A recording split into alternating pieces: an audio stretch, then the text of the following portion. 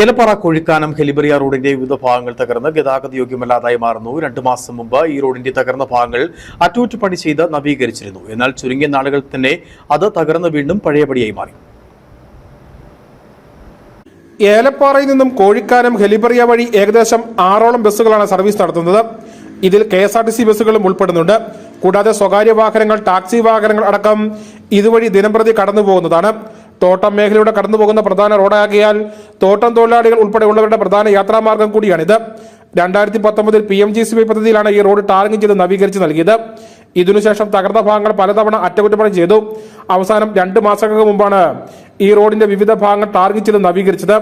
എന്നാൽ നാളുകൾക്കുള്ളിൽ ഇത് വീണ്ടും പഴയപടിയായ സാഹചര്യമാണ് നിലവിൽ. ഏലപ്പാറയിൽ നിന്നും കോഴിക്കാനം വഴി ഹെലിബറിയ കുമളി വരെ പോകുന്ന മെയിൻ റോഡിൽ ഏകദേശം 6ഓളം ബസ് സർവീസ് നടത്തുന്നുണ്ട്.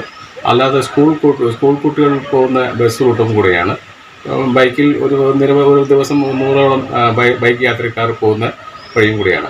ഈ വഴിയിൽ പുതിയതായിട്ട് പണിത ഒരു റോഡാണ്. ഈ റോഡിൽ 5 വർഷം റോഡ് പണി പൂർത്തീകരിച്ച് പോയിട്ട് മൂന്ന് തവണ ഇത് റോഡ് മെയിൻറ്റെയിൻ ചെയ്യുകയെന്ന് പറഞ്ഞിട്ട് താൽക്കാലികമായിട്ട് ചെയ്ത് അപ്പോൾ ഉള്ള കാര്യങ്ങൾ മാത്രം ചെയ്തു പോകുന്നു.